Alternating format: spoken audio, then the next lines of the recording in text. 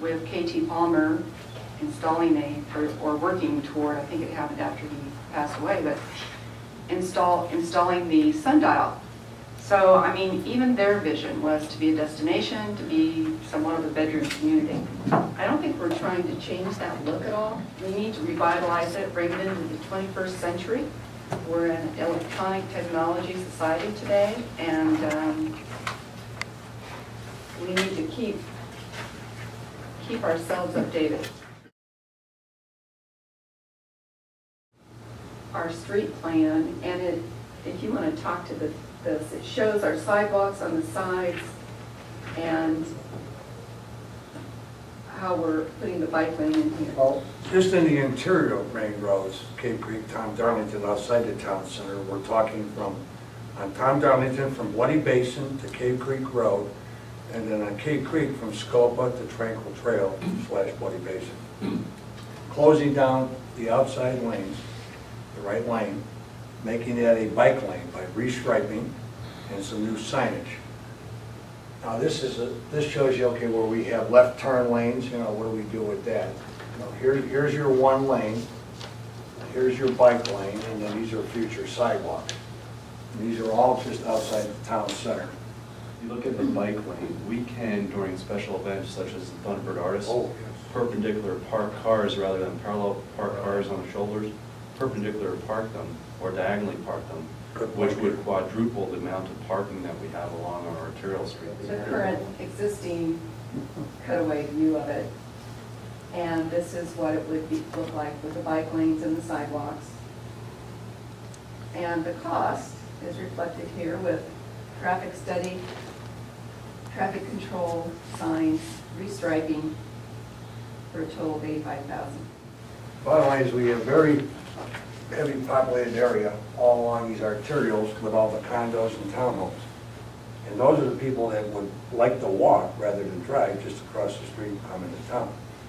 Okay. And that, you're making our town center more noticeable, more friendly, between sidewalks, bike lanes. Some of the things you're seeing are long-term. Some are things that might be doable this year. Okay. The budget for this year is already adopted.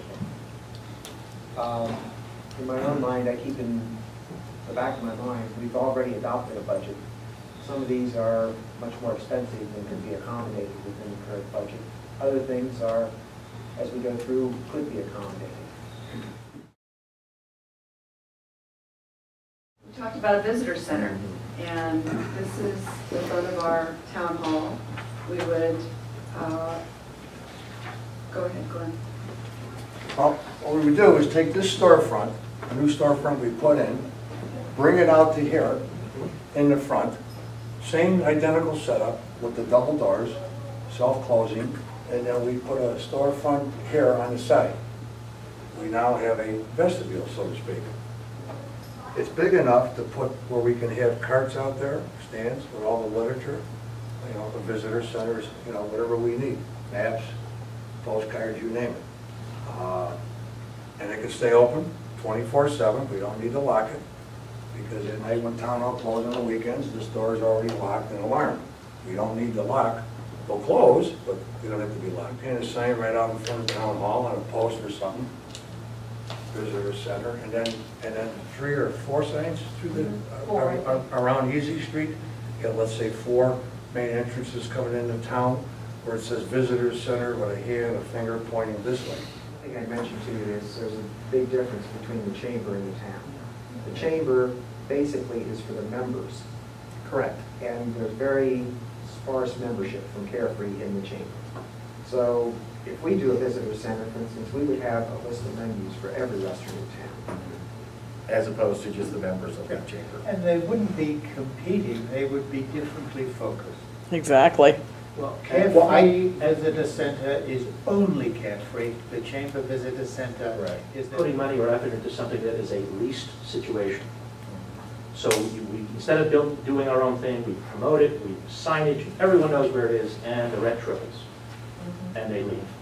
Now what? At least this is, I'm a great believer in owning your own stuff. So if you own your own visitor center, it's yours, you do with it what you want.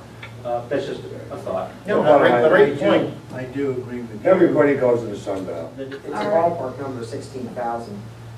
The changes we're discussing, the price could change a bit, but. Moving on to splash pad. This is an example that I pulled off of the internet. We priced this out, putting it under the sundial, where the current pond is that needs to be redone in there. And actually around the sundial would be absolutely gorgeous. I just realized, oh gee, we have absolutely no shade around there. That was my only concern. Did you notice the lights, by the way, at the waterfall? It's beautiful in the evening, absolutely stunning. Yeah, they really are. Powder coating the sundial, you can see it's kind of in some sad shape there. And we got a pleasant surprise when we went to cost this out. Do you want to talk about the lighting? Well, okay, up here, you know, these are those, basically Christmas lights we put up there quite a few years ago, I think 3 or 4 years ago. But they're LEDs. Now, see the spacing. What we're gonna do, we got a pricing for solid LED lighting going all the way around. Solid, you won't even see them, you know. So you just see a solid white light at the top, and then some really nice LED floods to light the sides. We found out that to powder coat it would be only around 3K. Panels off, that'll be picked up, and then we'll go to this company, they'll sandblast it, powder coat it, bake it in the oven, and all that good stuff. But we still got the structure that's permanent, you know. That's got to be cleaned and painted to match whatever color, and there's a lot of colors that we can choose. Okay, the sound system, do you want to talk to this? Okay. Let's look at the orange lines going around here.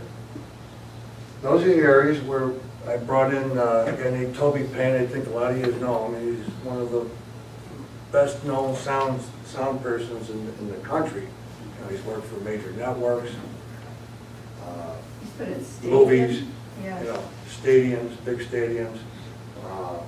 Anyway, he's a local. He volunteers a lot. He gives a lot of his sound work to charities and that. And for our Christmas festival, he's the one that puts in the sound for the parade. All the posts, the 16 posts, will all be placed strategically along this orange line. It'll all be just off the curb side on the garden side of the center. And what he's going to have is three speakers on each one. There's an event speaker, because of large crowds and noise, you need a different type of speaker. And then music speakers. One speaker would be going into the gardens, and one speaker would face towards the storefronts. All hardwired, all the equipment would go in our amphitheater building. We're looking at 234K. Where we have currently. Areas here are the existing shades. These shades would go above them, a little higher, so architecturally it would look really, really nice. And we'll be able to basically cover all that sitting area and the rest of the stage. So we could possibly extend use of that amphitheater when the weather's warmer. And when the weather's colder in the winter, it'll keep the night air off everybody out there. This big main post, and it's probably going to be, it's got to be engineered, but my guess is going to be about a 16-inch diameter post.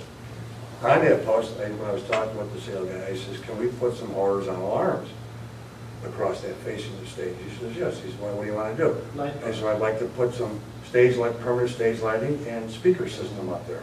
He says, yeah, no problem. There's a lot of avenues that this could be used for. When vendors come into town, maybe they want to be able to use their iPhone or their BlackBerry or whatever to connect to their own. Well, what it is you can put a network in, you can put multiple networks on the same equipment. Equipment don't change.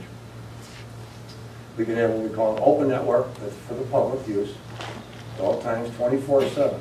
Good thing about it is his system monitors, they monitor, they use it. Well, what do you want 20 years from now? Well, pretty much what I see now, only probably better. There's not a fundamental change. Right. That's where I think we need to think about who are we serving. We're trying, to my mind, ultimately we're trying to serve our current citizens and the future citizens.